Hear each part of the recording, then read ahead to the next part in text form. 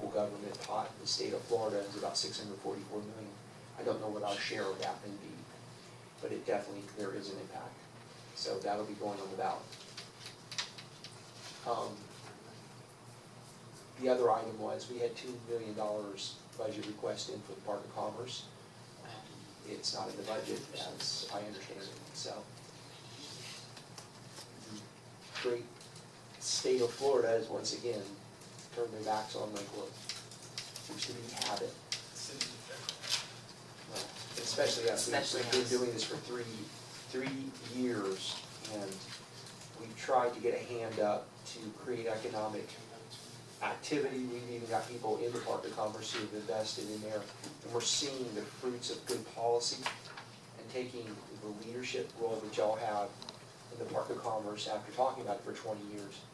And we were able to get some help from the federal government with an EDA grant, but we can't get the legislature in our own state to recognize the value of helping this city.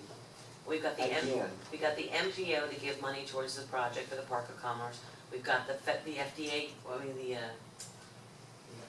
the FDOT grant, federal government grant for that project. 2 times it went before the House and the Senate. Both the House and the Senate passed it, and it was vetoed twice by the governor. This time around, it made it through the Senate and didn't make it through the House. So Senator Jack So if you Ladau, want, if I seem a little testy today, I'll tell you, first of all, the homestead exemption now is going to make many of our homes not available to contribute on a tax base. So not only do you kill us with that one, but you also give the one place that doesn't disturb any homeowners or any other types of business, the one place we have to generate jobs for the people who need them in our community, who's the hardest hit. So you take away our tax base, and you take away our ability to create jobs. I'm not happy today. It's not a good day for Lake Worth. and what's disturbing is you hear that some of the things that have been funded this year, and of course the things we knew got funded last year. I think last year Palm Beach Gardens got a $3 million gun range. Didn't This Wall year, Street Village get something? Lost Tree, and maybe Vice Mayor Maxwell knows more about the details on that, I believe. But I think it was $1 million. May I? Mhm. What Vice Mayor? I'm hearing from several of my sources is that Lost Tree Village was given, they had a $1 million appropriation for sewage upgrades or sewer upgrades. And then I found out some additional information that I'm still trying to confirm, and that is not only did they get $1 million, but there was no, for lack of a better word, there was no documentation to support the appropriation. In other words, there was no engineering studies conducted, there was no planning involved, there was no, it's not like they had the plan ready to go, a shovel-ready type of project. And I'm checking into that to see if that's in fact true. Basically what I was told was in the back of the napkin, they need $1 million. And they got $1 million. And we can't have $2 million to create jobs that'll help our citizens in our community that we've been trying to get for 3 years. Right? Please contact your state representative. Is there some way we could, I'm sorry, can we craft a letter to, an open letter to, a letter to the governor, an open letter to the Senate and to the House, and just kind of, lay it out? Well, what effectively they have not done for us in the last 2 years, and what they're effectively going to do to us in the next 2 years, and then speak to them about leadership and, good governance. So what should we do? Should we create a toll? Everyone comes over the bridge, gonna have to pay a toll. That's how we'll make up the money for Dixie Highway. Stick some tolls over there. Anyone who wants to come in. Now, we don't have to because we're in the community. We have to come up with some kind of way. I joke. I don't want anybody listening to think or dismay about some of these issues about taking away extra, adding more homestead exemption or not being able to get this money to help from the state is anything about just that money. We're genuinely pursuing things that have a return on investment. This part of the county, and I'll speak for the region, as y'all well know, but specifically Lake Worth and the areas west, have tremendous potential to pull themselves up by the bootstraps, not just in property valuation, but in quality of life. The things that you're doing here is affecting people's lives in a positive way. It's raising that. And you're trying to do things to give people jobs and opportunity and all the things that are good. Better funding. And, you know, if you're extremely wealthy, like on the north end of this county, you get hundreds of millions of dollars thrown at you for Biomed or whatever it is. Or if you're abject poor, which happens to be people who are actually worse off than us, and the Glades community, we're just ahead of Belgrade, but behind Riviera Beach in the statistics, they get money because they're abject poverty. And here we are trying to do the right thing, and nobody seems to want to help. It's the damnedest thing I've ever seen. It's very frustrating when you're constantly fighting for it, and it's just very frustrating. You know, I mentioned this, I'm gonna go into detail with the presentation on 7 square miles. You know, when you're West Palm Beach and your tax base goes all the way out to Ibis and Delray Beach, you know, 441, Boynton Beach, Hagen Ranch Road, when you're collecting tax from a tax base like that, we go to Boutwell. We're 7 square miles. So every decision that we make on anything being invested in our community or economic development, we have to remember that we're 7 square miles.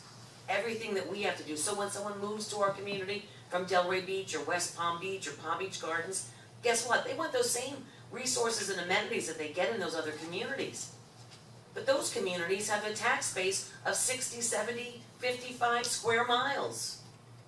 And we are expected to provide it with a tax base of 7 square miles with the rental statistics and the poverty statistics that we have. But everybody wants those things when they come here from those other communities, and we're luring people to come here because we're such a cool city. So what do? Again, it's not the end of the world. We've had a lot of great turnarounds when it comes to our property values and the things that have happened over the next, but it means that we're gonna have to be even tighter with those 7 square miles and more creative with those 7 square miles. And you know what?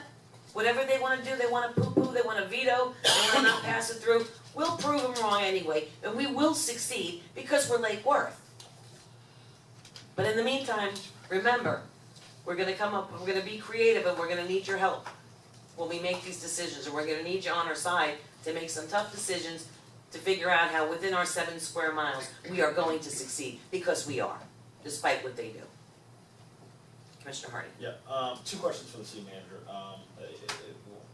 It's clear, you know, this legislative session was pretty much an attack on the autonomy and freedom of cities and, you know, the ability of us to maneuver and do what we need to do.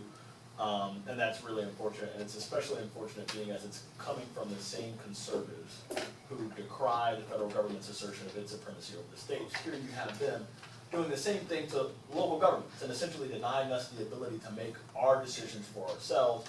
And that's really, really unfortunate that we are now the victims of ideologues.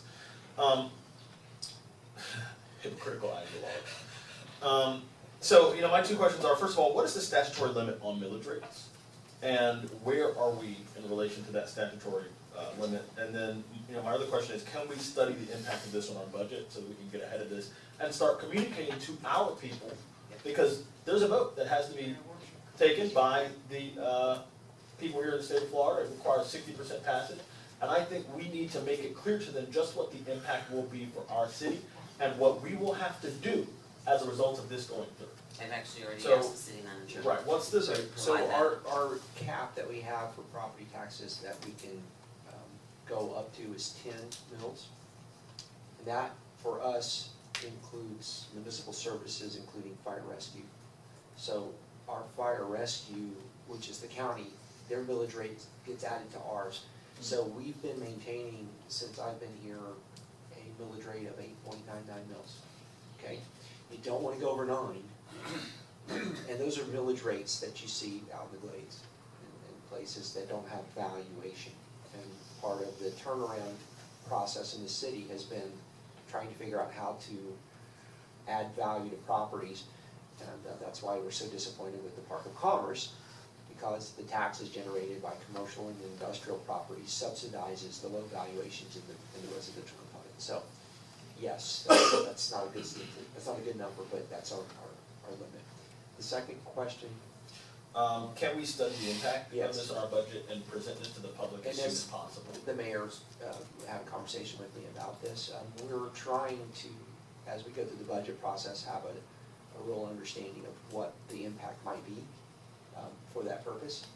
So I'm assuming, and I shouldn't assume, if this is something that would potentially going into effect in 19, that it would be on the ballot November 18, I think, but I'm gonna be sure about when it, I because think it is 18. and you may have heard too, there was discussion about this, about trying to somehow offset some of this by adding a sales tax. You know, there's things popping out of the woodwork all over the place about this.